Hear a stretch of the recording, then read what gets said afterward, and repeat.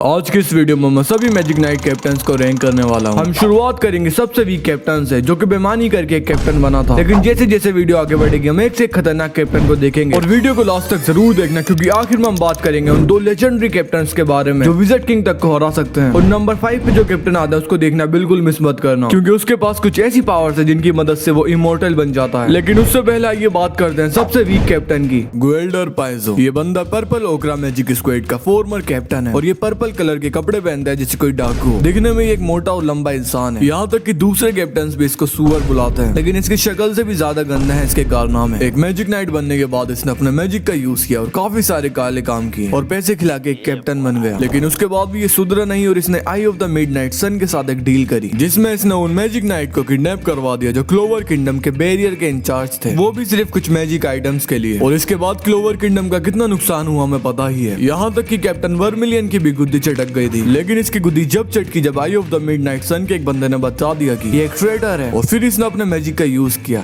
जो कि है परमेशियन मैजिक। इसके मदद से ये बंदा खुद को गायब कर सकता है और गायब होने के बाद इसके ऊपर किसी भी मैजिक स्पेल का असर नहीं होता। साथ ही में ये क्रिएशन मैजिक का भी यूज कर सकता है, जिसकी मदद से ये इनविजिबल ऑब्जेक्ट और एंटिटीज को क्रिएट कर सकता है। इसका फेमस क्रिएशन मैजिक है इनविजिबल सोल्जर, जिसमें ये कुछ इनविजिबल सोल्जर बनाता है। हालांकि वो ज्यादा ताकतवर नहीं होता और मैजिक नाइट कैप्टन ने उन्हें हरा दिया था। इस बंदे को लिस्ट में सबसे नीचे रखने का रीजन है इसकी वीकनेस, क्योंकि वैसे तो इसके ऊपर मैजिकल स्पेल का कुछ भी असर नहीं होता, लेकिन फिजिकल अटैक से इसकी गुद्दी चटका सकते हैं। जैसे कि इसके सर पर एक गद्दा फेंक के मारो तो ये घायल हो जाएगा। इसकी दूसरी बड़ी वीकनेस है की। हाँ, वही एबिलिटी जिसकी मदद से यूजर को सिक्स सेंस मिल जाती है। हालांकि की सिर्फ यामी और आस्था को ही आती है, लेकिन उसकी मदद से यूजर इसकी मूवमेंट को प्रिडिक्ट कर सकता है, जैसे कि आस्था ने की थी और इसकी गुद्दी चटका दी थी। अभी तो हमने सिर्फ एक ही कैप्टन की बात करी है, अभी भी 10 कैप्टन बाकी हैं और नंबर 5 वाले को देखना बिल्कुल मिस मत करना। हमारी इस लिस्ट के नेक्स्ट कैप्टन है काइजर ग्रैनवोर का। देखने में ये मोटे और लंबे हैं और पर्पल कलर के कपड़े पहनता है और ये भी पर्पल ओकरा मैजिक स्क्वाड के कैप्टन, लेकिन इनमें और ग्वेल्डर में जमीन आसमान का फर्क है। इनकी सभी रिस्पेक्ट करते हैं और जब विज़र्ड किंग एक मैजिक स्क्वाड के कैप्टन थे तब इन्होंने उनकी मदद करी थी कॉमरेड को सील करने में। वो बात अलग है कि कॉमरेड ने इनको लात मार के बेहोश कर दिया था और उसके बाद ये रिटायर हो गए थे, लेकिन ग्वेल्डर को लात मार के भगा के खुद विज़र्ड किंग ने इनको एक मैजिक नाइट कैप्टन बनाया था। और वैसे तो ये उसमें इंटरेस्टेड नहीं थे, लेकिन फिर भी ये बन गए थे। और इनके पास एक ऐसी एबिलिटी है जिसकी मदद से इन्होंने कैप्टन वर्मिलियन और उनके चारमेंडर तक की गुद्दी चटका दी थी। तो ये भाई यूज करते हैं वोर्टेक्स मैजिक, जिसकी मदद से एक मैजिक मिनवेल्ड बनाते हैं जिसके ऊपर किसी भी मैजिक अटैक का असर नहीं होता, क्योंकि इस मैजिक वोर्टेक्स के ऊपर अटैक लगने के बाद रिफ्लेक्ट और ब्रेक हो जाता है। और वर्मिलियन के चारमेंडर के फायर अटैक का भी इसके ऊपर कोई असर नहीं होता। और अगर ये चाहे तो अपने एनिमी के स्पेल को रिफ्लेक्ट करके उसके ऊपर ये अटैक कर सकते हैं। और तुम्हें माना स्किन के बारे में तो पता ही होगा कि काफी सारे मैजिक नाइट अपनी बॉडी को मैजिक आर्मर से कवर कर लेते हैं, जिसको माना स्किन बोलते हैं। इसके वजह से यूजर के ऊपर अटैक्स का ज्यादा खास असर नहीं होता और उनको ओवरऑल काफी एडवांटेज मिलती है। लेकिन इनका मैजिक माना स्किन के अंदर अटैक कर सकता है, जिसके वजह से दुश्मन को ज्यादा डैमेज होगा और वो वीक हो जाएगा, और इसलिए इनको the shield of clover kingdom भी बोला जाता है। हालांकि इनकी काफी सारी वीकनेस भी हैं। पहली तो वोर्टेक्स मैजिक सिर्फ डिफेंस में ही अच्छा है, इसका कोई खास अटैक नहीं है। और दूसरा कि ये सिर्फ मैजिक अटैक्स को ही रोक सकता है, फिजिकल अटैक जैसे कि एक तलवार इनको घायल कर सकती है। तीसरा कि अगर इनका ओपोनेंट ज्यादा पावरफुल हो या फिर तेज हो या फिर मल्टीपल डायरेक्शन से फाइट करे तो इनका वोर्टेक्स काम नहीं आएगा। और लास्ट में है एंटी मैजिक। भाई आस्था का और हर जगह, और यहाँ भी आस्था या फिर उसके जैसे कोई भी बंदा जो मैजिक यूज नहीं कर पाता वो इनको हरा सकता है। अगर वीडियो पसंद आ रही है तो वीडियो को लाइक करके चैनल को सब्सक्राइब कर दो और कमेंट्स में अपने फेवरेट कैप्टन के बारे में जरूर बताना। नंबर 9 पर आती है कैप्टन यामी की महबूबा चार्लोट। देखने में ये ऐसी लगती है जैसे कि आसमान से कोई अप्सरा आई हो, और इनके लुक से ज्यादा क्रेजी है इनकी बैक स्टोरी, क्योंकि इनको एक कर्ज मिला था कि इनके 18 बर्थडे पर ये और इनका पूरा परिवार एक टाइम कैच में ट्रैप हो जाएगा। लेकिन इससे बचने का भी एक तरीका था कि चार्लोट को किसी इंसान से प्यार हो जाए तो वो ट्रैप नहीं होगी, लेकिन ऐसा होता नहीं क्योंकि उनको कोई इतना ताकतवर मिलता ही नहीं। इसलिए उन्होंने खुद की अपनी एक फेमिनिस्ट मैजिक स्क्वाड बना ली ब्लू रोज करके और उसकी कैप्टन बन गए। और फिर वो दिन आया जब ये ट्रैप होने वाली थी, लेकिन फिर यहाँ एंट्री हुई चैड यामी की, जिन्होंने इनको बचा लिया और इनका दिल चुरा लिया। ये कैप्टन यामी के ऊपर सिम करने के अलावा यूज करती है बैरियर मैजिक, जिसकी मदद से ये बैरियर को जनरेट और कंट्रोल कर सकती है, जैसे कि इनकी मदद से एनिमी को पकड़ सकती है, उसके अटैक से खुद को बचा सकती है, और यहाँ तक इनकी मदद से खतरनाक अटैक भी कर सकती है, जैसे कि ब्लू रोज पैराडाइज। इसमें ये नोकीले कांटों वाली बेल बनाती है, जिसको जो भी टच करता है वो इसमें ट्रैप हो जाता है। हालांकि कर्ज के वजह से इनकी बेल्स वीक थी और ब्लू कलर की दिखती थी, लेकिन डायमंड किंगडम में ट्रेनिंग करने के बाद इन्होंने एंटी कर्ज एंड ट्रू बैरियर मैजिक को अनलॉक कर लिया, जिसकी वजह से इनके बैरियर ज्यादा स्ट्रॉन्ग हो गए और रेड कलर के दिखने लगे। और जब ये किसी कर्ज मैजिक यूजर पर अटैक करती है तो इनका मैजिक काफी ज्यादा पावरफुल हो जाता है, जैसे कि ये क्वीन ऑफ बैरियर स्पेल का यूज करती है, जिसमें ये पूरे तरह से बैरियर से कवर हो जाती है रानी के जैसे, जिसका यूज करके इन्होंने वेरिका को ट्रैप कर लिया था बैरियर में। और क्योंकि वो एक कर्ज मैजिक यूजर थे इसलिए जितनी ज्यादा वो कोशिश कर रही थी उतनी ज्यादा इनके बैरियर स्ट्रॉन्ग हो रहे थे। इनको 9th नंबर पर रखने का रीजन है कि आने वाले कैरेक्टर से भी ज्यादा ताकतवर है। तो नंबर 8 पर आते हैं नोजल सिल्वा। ये हाउस ऑफ द सिल्वर के सबसे बड़े लड़के हैं और सिल्वर ईगल मैजिक स्क्वाड के कैप्टन। दिखने में एक पतले और घमंडी किस्म के इंसान लगते हैं और इनके बहन भाइयों की कोई कमी नहीं रहती खुद को सुपीरियर और एक ईगल के जैसे दिखाने में। ज्यादातर एनीमे फैन इनको हेट करते हैं, लेकिन जिन लोगों ने मेरी ये वाली मांगा एक्सप्लेन वीडियो देखी उन्हें पता ही होगा कि बंदा जैसा खुद को दिखाता है वैसा बिल्कुल नहीं है। नोजल सिल्वा यूज करते हैं मरकरी मैजिक, जो कि काफी ज्यादा रेयर है और इसके वजह से ये मरकरी को क्रिएट एंड कंट्रोल कर सकते हैं। जैसे कि मरकरी की ईगल बना के उसकी मदद से हवा में उड़ सकते हैं या फिर मरकरी की शील्ड बना के खुद को कवर करना, जिसके वजह से एनिमी के अटैक का इनके ऊपर कोई भी असर नहीं होता। साथ ही में तलवार या फिर दूसरे ऑब्जेक्ट्स बना के अटैक्स भी कर सकते हैं और ये मरकरी की बारिश भी कर सकते हैं, जिसमें नोकीली मरकरी आसमान से एनिमी के ऊपर गिरती है। नोजल सिल्वा का सबसे फेमस अटैक है सिल्वर स्टार ऑफ एग्जीक्यूशन, जिसमें ये मरकरी का यूज करके अपने एनिमी को एक केज में ट्रैप कर देता है और फिर उसके ऊपर हर डायरेक्शन से अटैक करते हैं। इस केज की खास बात यह है कि जब एनिमी इसके अंदर अटैक करता है तो नोजल उसको कुछ शील्ड से कवर कर देते हैं, जिसके वजह से उसका अटैक उसी के ऊपर लग जाते हैं। और इसी स्पेल का यूज करके नोजल ने डार्क एल्फ को हरा दिया था, जिसको आस्था और यूनो मिलकर हरा नहीं पा रहे थे। नोजल सिल्वा को 8 नंबर पर रखने का रीजन है कि उनकी फीट ज्यादा खास नहीं है। स्पेड किंगडम आर्क के दौरान उन्होंने ज्यादा कुछ नहीं किया, बल्कि सिर्फ नोएल को बचाया और एक खतरनाक अटैक करने के बाद भी वो मैगी किला को हरा नहीं पाया, बल्कि नोएल को ये करना पड़ा। लेकिन अगले जिस कैप्टन की बात हम करने वाले हैं तो कैप्टन सिल्वा और काइजर को अकेले ही हरा सकता है। तो नंबर 7 पर आते हैं वर्मिलियन। ये हाउस ऑफ वर्मिलियन के सबसे बड़े लड़के हैं और नोजल सिल्वा के बचपन के दोस्त एंड राइवल हैं। दिखने में लंबे और पतले हैं और रेड कलर के कपड़े पहनते हैं। एक रॉयल होने के बावजूद भी इनमें कोई घमंड नहीं है और जब नोजल आस्था को मारने वाले थे तो ये उसको बचाने के लिए उनके साथ लड़ने के लिए तैयार हो गए थे। वर्मिलियन यूज करते हैं फायर मैजिक, जिसकी मदद से ये फायर को क्रिएट एंड कंट्रोल कर सकते हैं। जैसे कि ये फायर का एक टाइगर बनाते हैं और वो एक पॉइंट पर बहुत ज्यादा फायर अटैक करता है। साथ में ये फायर से उड़ भी सकते हैं और इग्निस कोलम्स नाम के एक स्पेल का यूज करके खुद को फायर से कवर कर लेते हैं, जिसकी वजह से इनके ऊपर किसी भी अटैक का असर नहीं होता। हालांकि जब ये स्पेल ऑन होता है तो इसके अंदर से अटैक नहीं कर सकते, लेकिन 1 सेकंड के लिए इसको हटा के एक बहुत खतरनाक फ्लेम बीम अटैक कर सकते हैं। साथ ही में वर्मिलियन पोजेस करते हैं फायर स्पिरिट चारमेंडर को, जिसकी मदद से बहुत ज्यादा पावरफुल अटैक कर सकते हैं। लाइक मांगा में इन्होंने बहुत सारे डेविल्स को जला के राख कर दिया था और इन्होंने कैप्टन काइजर को बिना किसी दिक्कत के हरा दिया था, जबकि वो एक एल्फ से पोजेस थे। और इस चारमेंडर की मदद से इन्होंने इतनी ज्यादा हीट पैदा करी थी कि नोजल के silver star execution spell and Kaizer के वोर्टेक्स मैजिक को भी डिस्ट्रॉय कर दिया था। लेकिन एक चारमेंडर का होस्ट होने के बाद भी वर्मिलियन को 7वें नंबर पर रखने का रीजन है उनकी फीट्स भी ज्यादा नहीं है। लूसीफेरो ने इनकी गुद्दी चटका दी थी और इनको कैप्टन रील के ऊपर फेंक के मारा था, जिसकी वजह से ये पूरी बैटल में भी होस्ट है। लेकिन जिस अगले कैप्टन की हम बात करने वाले हैं उसके पास एक ऐसी सीक्रेट एबिलिटी है जिसकी मदद से वो गॉड लाइक बन जाती है। तो नंबर 6 पर आती है डोरोथी अंसवर्थ। ये एक विच है और कैप्टन है कोरल पीकॉक मैजिक स्क्वाड की। दिखने में ऑफ कोर्स एक विच के जैसे लगती है और ये कुंभकर्ण की दूर की रिश्तेदार है। ये सारा समय सोती रहती है, यहाँ तक कि कैप्टन मीटिंग्स में भी। लेकिन इनके लुक से इनको जज मत करना, क्योंकि ये यूज करती हैं ड्रीम मैजिक, जिसकी मदद से ये एक मिस्ट निकालती हैं, जिसके कांटेक्ट में जो कुछ भी आता है वो इनके ड्रीम लाइक वर्ल्ड में टेलीपोर्ट हो जाता है और फिर ये उनके थॉट्स भी पढ़ सकती हैं, जिसके वजह से इस ड्रीम लाइक वर्ल्ड के अंदर इनको हराना लगभग नामुमकिन है, क्योंकि जो कुछ भी ये इमेजिन करती हैं वो सच हो जाता है, वो भी रियल वर्ल्ड के लॉजिक के साथ। और इसी की वजह से ये सारे मैजिक एट्रीब्यूट्स भी यूज कर सकती हैं, जैसे कि एंडलेस ओशन बनाती है मैन ईटिंग फिश के साथ, और यहाँ तक कि ये ऐसे ऐसे क्रिएचर्स बना सकती हैं जो रियलिटी में एग्जिस्ट भी नहीं करते। ये अपने सबसे पावरफुल स्पेल में अपने ओपोनेंट के सामने उसके क्लोन को क्रिएट कर देती हैं, जो कि विक्टिम के जितना ही पावरफुल होता है। और अगर वो उन क्लोन को हरा भी दे तो भी कुछ फायदा नहीं है, क्योंकि ये अनलिमिटेड क्लोन बना सकती हैं, जिसके वजह से ओपोनेंट को अपने आप से ही फाइट करनी पड़ती है और इनके बिना कुछ करे जीतने के चांस बहुत ज्यादा हो जाता है। और इस ड्रीम लाइक वर्ल्ड की सबसे खतरनाक एबिलिटी है कि इसमें ट्रैप होने के बाद विक्टिम को धीरे धीरे नींद आने लगती है और अगर एक बार वो इस वर्ल्ड के अंदर सो गया तो वो मारा जाएगा। और ये एबिलिटी इतनी ज्यादा खतरनाक है कि कैप्टन यामी और ब्लैक बुल्स के मेंबर्स भी मरने वाले थे। लेकिन यही आती है इनकी 2 मेजर वीकनेस। पहले तो अगर यूजर के पास कोई ऐसा स्पेल हो जो इस वर्ल्ड को डिस्ट्रॉय कर दे तो वो इनको हरा सकता है, जैसे कि यामी जब उन्होंने डायमेंशन स्लैश का यूज करके इस वर्ल्ड को काट दिया था, या फिर जैक जिन्होंने ग्रेविटी तक को काट दिया था। इनकी दूसरी बड़ी वीकनेस है इनकी पावर्स खुद, क्योंकि ये जो कुछ भी इमेजिन करती हैं वो सच हो जाता है, भले ये चाहे या ना चाहे। इसलिए अगर ओपोनेंट इनको इस वर्ल्ड का एग्जिट डोर इमेजिन करवा दे तो वो यहाँ से निकल सकता है, या फिर कोई ऐसा कैरेक्टर जो इनसे भी ज्यादा पावरफुल हो उसको इमेजिन करवा के इनके साथ लड़वा सकते हैं, जैसे कि ब्लैक बुल्स ने एल्फ अंसवर्थ के सामने रियल अंसवर्थ को इमेजिन करवा दिया था, जिसकी वजह से यहाँ पर रियल वाली अंसवर्थ आ गई थी और उन्होंने एल्फ के साथ लड़ाई करके उसको हरा दिया था। फाइनली हम उस लेजेंडरी कैप्टन के बारे में बात करने वाले हैं जिसको मारना नामुमकिन है और फ्यूचर में वो विज़र्ड किंग से भी ज्यादा ताकतवर बन सकता है। तो नंबर 5 पर आता है रियल। इसकी उम्र सिर्फ 19 साल और दिखने में एक बच्चे के जैसे लगता है, लेकिन मैं इसके लुक से इसको बिल्कुल भी जज मत करना, क्योंकि ये सिर्फ 19 साल की उम्र में एक्वार्ड रेयर मैजिक स्क्वाड का कैप्टन बन गया, जो कि इसको यंगेस्ट मैजिक नाइट कैप्टन बनाता है। और ये यूज करता है पेंटिंग मैजिक, जो कि बहुत ज्यादा क्रेजी है, जो कुछ भी ये ड्रॉ करता है वो रियल बन जाता है, जिसके वजह से ये भी सभी मैजिक एट्रीब्यूट यूज कर सकता है बिना किसी लिमिट के। और ये बहुत सारे तरह के क्रिएचर्स भी बना सकता है, जो रियल तो छोड़ो किसी और के लिए इमेजिन करना भी इम्पॉसिबल है, जैसे कि हेला जैसे दिखने वाली एक डैन बना के उसकी मदद से उड़ सकता है, या फिर एक गोलम बना सकता है जो इसको किसी भी तरह के अटैक से बचा सकता है। यहाँ तक कि एक मास्टर ऑफ वल्हल्ला नाम का स्पेल यूज करता है जिसमें एक नॉर्स माइथोलॉजी कैरेक्टर को समन करता है जो अपने पास काफी बड़े बड़े टोर्नेडो बना सकता है जिसके अंदर आने वाले सभी एनिमी टुकड़े टुकड़े होकर मर जाते हैं। और ये फैंटम ड्रैगन शाउट स्पेल का यूज करके एक अजीब से क्रिएचर को समन करता है जो अपने ओपोनेंट की तरफ बहुत ज्यादा पावर से अटैक करता है, जिसकी मदद से रील ने स्प्रिट डाइव यूनो को उसकी लिमिट्स पे ला दिया था। और इतना ही नहीं, ये खुद को बचा भी सकता है बिना किसी दिक्कत के, जैसे कि गोल्ड्स गेम नाम का एक स्पेल यूज करता है जिसमें एक ज्यूस काइंड ऑफ कैरेक्टर बनाता है जो अपनी तरफ आने वाले सभी स्पेल को रिफ्लेक्ट करके दुश्मन के ऊपर भेज देते हैं। और इतना ही नहीं, ये बंदा ट्रांसफॉर्मेशन मैजिक का भी यूज कर सकता है जिसमें दूसरे लोगों का रूप ले लेता है। डायमंड किंगडम में 6 महीने ट्रेनिंग करने के बाद इसने माना मेथड भी सीख लिया था और इसके पास एक ऐसा गोल्ड लाइक स्पेल है जिसकी वजह से इसको मारना नामुमकिन हो जाता है। तो डेविल क्वीन मैगिकुला के साथ फाइट के दौरान रील यूज करता है ट्विंग लाइट ऑफ वल्हल्ला नाम का स्पेल जिसकी वजह से यहाँ पे एक बिल्डिंग समन होती है जिसकी रूफ टॉप शील्ड से कवर होती है और इसके अंदर जितने भी मैजिक नाइट थे कुछ समय के बाद उनकी पावर्स बढ़ने लगती हैं। और इतना ही नहीं, बल्कि अगर इस बिल्डिंग के अंदर कोई भी बंदा मरता है तो वो मरता नहीं बल्कि हील हो जाता है। और इस बिल्डिंग के साथ बहुत सारी वॉरियर गर्ल्स भी निकलती हैं जो आर्मर से कवर होती हैं और उनके पास भी शील्ड एंड स्पेयर्स होते हैं। और इसकी मदद से ही रील ने खुद को और बाकी के मैजिक नाइट्स को मरने से बचाया था। और यहाँ तक कि किंग ऑफ डेविल लूसीफेरो से फाइट के दौरान बाकी के कैप्टन्स की बहुत ज्यादा मदद की थी। हालांकि इस स्पेल की एक बहुत बड़ी वीकनेस है कि इसको यूज करने वाला जब तक ही नहीं मरता जब तक ये स्पेल एक्टिव हो, और जैसे ही ये खत्म होता है यूजर को जितनी भी इंजरीज हुई थी उसका इफेक्ट होने लगता है और यूजर मर भी सकता है। तुम रील को डोरोथी का अपग्रेडेड वर्जन समझ सकते हो, बस इसको किसी ड्रीम लाइक वर्ल्ड में जाने की जरूरत नहीं है। और इसको नंबर 5 पर रखने का रीजन है कि ये सिर्फ अभी एक बच्चा है, इसके पास बहुत ज्यादा एक्सपीरियंस नहीं है उन कैरेक्टर्स के मुकाबले जो आगे आने वाले हैं। फाइनली हम बात करने वाले हैं उन गोल्ड लाइक कैप्टन्स के बारे में जो अकेले ही एक पूरी कंट्री को बर्बाद कर सकते हैं। और इससे पहले कि हम टॉप 2 पे जो बंदे हैं उनकी बात करें, आइए जानते हैं एक ऐसे कैप्टन के बारे में जो कोई रॉयल या फिर नोबल नहीं है, ना ही उसकी पावर्स बहुत ज्यादा खतरनाक है, लेकिन फिर भी इस बंदे ने अपने टैलेंट की मदद से बाकी के सभी कैप्टन्स को टक्कर दे रखी है। और इसके पास एक ऐसी एबिलिटी है जिसकी मदद से किसी भी कैप्टन से ज्यादा पावरफुल हो सकता है। तो नंबर 4 पर आते हैं कैप्टन जेड द रीपर। दिखने में लंबे और बहुत ही ज्यादा पतले हैं। ये कैप्टन है ग्रीन मेंटिस मैजिक स्क्वाड के और यूज करते हैं स्लैश मैजिक। और ये भाई साहब बहुत ही ज्यादा क्रेजी हैं क्योंकि ये किसी रॉयल या फिर नोबल परिवार से नहीं आते बल्कि कॉमनर रिल्म से आते हैं। इनके पास ज्यादा खास मैजिक नहीं है लेकिन फिर भी ये कैप्टन बन चुके हैं एंड कैप्टन यामी के राइवल भी हैं। ये स्लैश मैजिक की मदद से अपनी बॉडी पे ब्लेड बना सकते हैं जो किसी भी चीज को काट देते हैं, जैसे कि कैप्टन यामी के साथ मिलकर इन्होंने एक पूरे जंगल को काट दिया था। और ये रीइंफोर्समेंट मैजिक को भी यूज कर सकते हैं जिसमें अपनी लेग्स पर मैजिक का यूज करके अपनी फिजिकल एबिलिटीज को एनहांस कर लेते हैं, जिसको करने के बाद ये बहुत ज्यादा तेज भागना शुरू कर देते हैं और इनकी जंपिंग डिस्टेंस भी काफी ज्यादा बढ़ जाता है। साथ ही में डेड साइड नाम का स्पेल यूज करते हैं जिसमें बहुत ज्यादा स्पीड से एक फिजिक स्पिनर के जैसे घूम कर अटैक करते हैं और इसकी पावर इतनी ज्यादा होती है कि आराम से एक बहुत बड़ी ट्री को 2 टुकड़ों में काट दे। और डेड साइड लुनेटिक स्लैश का यूज करके बहुत सारे स्लैश मारते हैं जो स्पेशल मैजिक को भी काट सकता है। जेक की सबसे खतरनाक एबिलिटी यह है कि वो अपने ओपोनेंट के मैजिक को अडेप्ट करते रहते हैं। For example spade kingdom mark के दौरान दांते ग्रेविटी मैजिक का यूज करके जेक को जमीन में छाप देता है, लेकिन ये उसके मैजिक को अडेप्ट करके अपनी पूरी बॉडी पे ब्लेड क्रिएट कर लेते हैं जिसके वजह से ये ग्रेविटी मैजिक होने के बाद भी खड़े हो गए थे। और फिर इन्होंने दांते के ऊपर इतने ज्यादा स्लैश मारे थे कि ग्रेविटी तक कट गई थी और दांते के टुकड़े टुकड़े हो गए थे। और इसके वजह से जितना ज्यादा स्ट्रॉन्ग ओपोनेंट होता है उतने ही ज्यादा स्ट्रॉन्ग ये होते रहते हैं। और सबसे खतरनाक एबिलिटी है इनकी एंडोरेंस, क्योंकि जितनी मार इन्होंने खाई है शायद ही किसी कैप्टन ने खाई होगी। इस बंदे को विलियम ने जमीन में घुसा घुसा के मारा था, दांते ने भी रगड़ रगड़ के मारा था और यहाँ तक कि डेविल्स तक ने इसको मारा था, लेकिन फिर भी ये खड़ा हुआ लड़ने के लिए, यहाँ तक कि जब ये मरने वाला था तब भी। और बाकी कैप्टन से इनको ऊपर रखने का रीजन है इनका यही एटीट्यूड कि कभी भी रुकना नहीं है और इनकी अडेप्ट करने की एबिलिटी। लेकिन अगले जिस कैप्टन की हम बात करने वाले उसके पास कोई फ्लैशी पावर्स नहीं है, लेकिन फिर भी वो विज़र्ड किंग बनने के सबसे ज्यादा करीब है और इसका दिमाग इतना ज्यादा तेज है कि बिना किसी स्पेशल पावर के ये किसी भी कैप्टन को हरा सकते। नंबर 3 पर आते हैं कैप्टन विलियम। इनकी एवरेज हाइट और ये काफी पतले हैं, दिखने में एक रॉयल परिवार के लगते हैं और हमेशा एक मास्क पहने रहते हैं क्योंकि इनकी एक्स ने इनके ऊपर एसिड फेंक दिया था।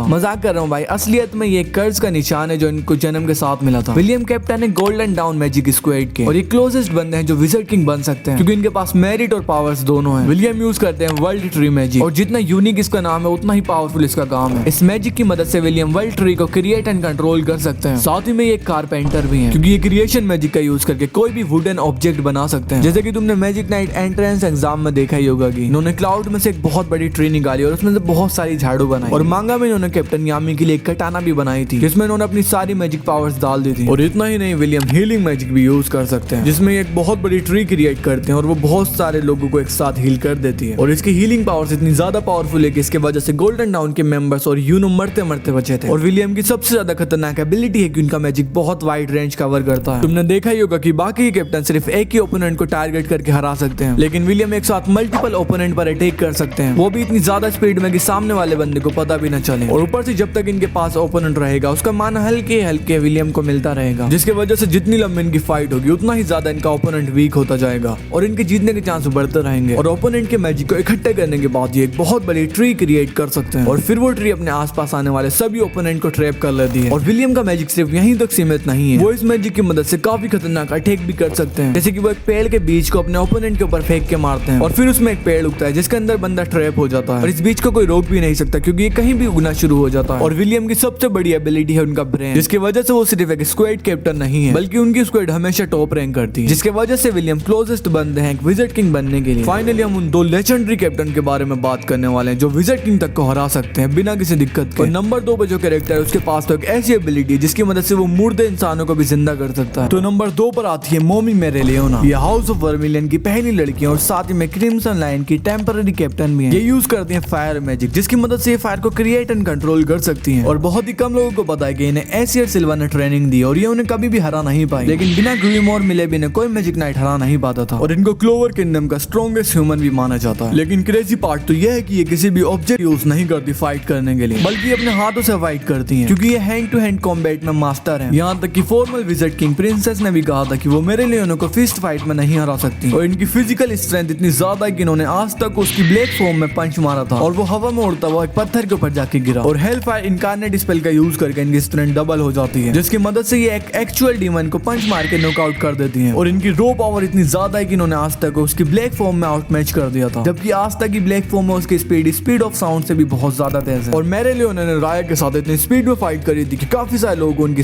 स्पीड ऑफ लाइट से भी ज्यादा लगती है। और इतना ही नहीं बल्कि इनकी एंडोरेंस भी बहुत ज्यादा है। 5 एल्फ से मार खाने के बाद भी इनको कुछ फर्क नहीं पड़ा और इन्होंने अपने सभी माने का यूज करके सभी एल्फ्स को जला दिया, लेकिन मरने के बजाय ये वहीं खड़ी रही बिना किसी डर के। ऊपर से इनकी माना सेंसिंग एबिलिटी भी काफी खतरनाक है और इनके पास बहुत ज्यादा माना है। और राय मानता है कि इतना ज्यादा माना होने का रीजन इनका रॉयल होना नहीं है बल्कि इसका कुछ अननोन रीजन है। और मांगा में इन्होंने हेलफायर इनकारनेट स्पेल का इतना ज्यादा यूज किया कि इनकी बॉडी खुद माना में बदल गई और फिर इन्हें एबिलिटी मिली अपने मरे हुए कॉमरेड्स को फिर से जिंदा करने की, जिसके वजह से जो कोई भी इनके साथ मरा था वो फिर से जिंदा हो गया और उनकी बॉडी भी माना से बनी हुई थी। और इस फॉर्म में आने के बाद उन सभी की एबिलिटीज बहुत ज्यादा बढ़ गई और वो सभी अपने स्पेल्स फायर मैजिक का यूज करके करने लगे। हालांकि इस स्पेल की एक बहुत बड़ी वीकनेस है कि इसको सिर्फ एक ही बार यूज कर सकते हैं, उसके बाद यूजर मर जाएगा और जितने भी बंदे जिंदा हुए थे वो भी मर जाएंगे। भाई साहब इस बंदी के पास इतनी ज्यादा पावर्स है कि मैं खुद थक गया बताते बताते। और सच बताऊं तो मैं इसको लिस्ट पे नंबर 1 पे रखने वाला था, लेकिन फिर मैंने मांगा पड़ी और मुझे कुछ ऐसा पता चला जो नंबर 1 पे जो कैरेक्टर है उसको बहुत ज्यादा पावरफुल बना सकता है, क्योंकि उसके पास एक ऐसी एबिलिटी है जो बहुत ही कम लोगों के पास है। तो नंबर 1 पर आते हैं यामी सुगेहिरो। तो कैप्टन यामी काफी लंबे और मस्कुलियन मैन है और दिखने में एक बॉडी बिल्डर के जैसे लगते हैं। ये कैप्टन है ब्लैक बुल्स मैजिक स्क्वाड के और साथ ही में ये काला जादू यूज करते हैं।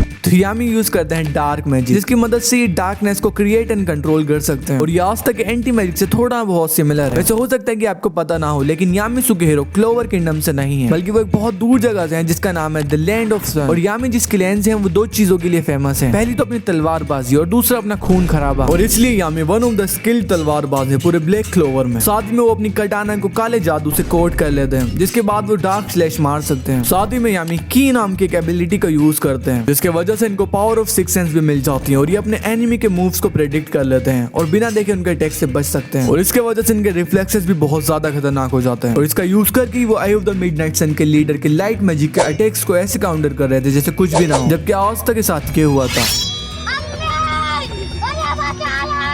यामी की स्ट्रेंथ, स्पीड और ड्यूरेबिलिटी भी सुपर ह्यूमन लेवल से ज्यादा है, क्योंकि वो आज तक ही ब्लैक फॉर्म में उसके साथ मिलकर फाइट कर रहे थे और उसको एक हाथ मार के बहुत दूर फेंक दिया था और दांते से इतनी मार खाने के बाद भी वो खड़े हो गए थे। यामी का मैजिक सिर्फ अटैक नहीं बल्कि डिफेंस में भी बहुत खतरनाक है, क्योंकि ये ब्लैक होल नाम का एक स्पेल भी यूज करते हैं, जिसमें इनके ऊपर आने वाले सभी मैजिक स्पेल इस होल के अंदर चले जाते हैं और ब्लैक ककून स्पेल का यूज करके खुद को डार्कनेस से कवर कर लेते हैं, जिसके बाद इनके ऊपर किसी भी अटैक का असर नहीं होता। साथ ही में ये माना जोन का यूज भी कर सकते हैं और वो एक ब्लैक मून नाम का स्पेल भी यूज कर सकते हैं, जिसमें वो एक लिमिटेड एरिया में डार्कनेस को फैला देते हैं और उसके अंदर आने वाला सभी मैजिक इरेज हो जाता है। और ये स्पेल इतना खतरनाक है कि दांते का ग्रेविटी मैजिक का भी इसके अंदर कोई असर नहीं होता। मांगा में यामी नाच के साथ मिलकर भी बहुत सारे स्पेल्स यूज करते हैं और उनका सबसे फेमस स्पेल है dark cloak dimension slash equinox. इसमें वो एक इतना खतरनाक स्लैश मार देंगे सामने आने वाली सभी चीजें 2 टुकड़ों में कट जाती हैं, चाहे वो किसी का मैजिक हो या फिर डेविल हो, यहाँ तक कि दूसरे डायमेंशन तक कट जाते हैं। और इतना ही नहीं बल्कि कैप्टन यामी की क्लैन में एक फेमस ड्रग है जिसको खाने के बाद यूजर को गॉड लाइक पावर्स मिल जाती हैं, लेकिन वो अपने सेंसेस खो देता देता है और यामी की बहन ने इसको खाने के बाद अपनी पूरी क्लैन को जान से मार दिया था। लेकिन जजमेंट डे पर यामी इस ड्रग को खाते हैं और पहले से बनते हैं जो इसको कंट्रोल कर पाते हैं। साथ ही में उनकी पावर्स बहुत ज्यादा बढ़ जाती हैं, जिसकी मदद से वो मॉर्गन और विज़र्ड किंग से फाइट करते हैं। और क्या होगा अगर मैं तुम्हें कहूँ कि कैप्टन यामी लाइट मैजिक भी यूज कर सकते हैं? क्योंकि मांगा में कैप्टन यामी एक लाइट डेविल के होस्ट बन चुके हैं, जिसके वजह से वो लाइट मैजिक भी यूज कर सकते हैं। और इमेजिन करो अगर वो डार्क और लाइट मैजिक को एक साथ यूज करते हैं तो वो कितने ज्यादा पावरफुल बन जाएंगे। और अगर इस वीडियो पर 100 कमेंट्स आते हैं तो मैं कैप्टन यामी की सभी फॉर्म्स को एक्सप्लेन करूंगा, from weakest to the god like, जिसमें वो डेविल होस्ट हैं। तो चैनल को सब्सक्राइब करके कमेंट में पार्ट 2 लिखो। और वीडियो के लास्ट में मैं यही कहूंगा कि ये मेरी पर्सनल रैंकिंग थी, तुम्हारी कुछ और भी हो सकती है, तो कोई लड़ाई वाली बात नहीं है। तुम अपनी लिस्ट और उसका रीजन कमेंट कर सकते हो।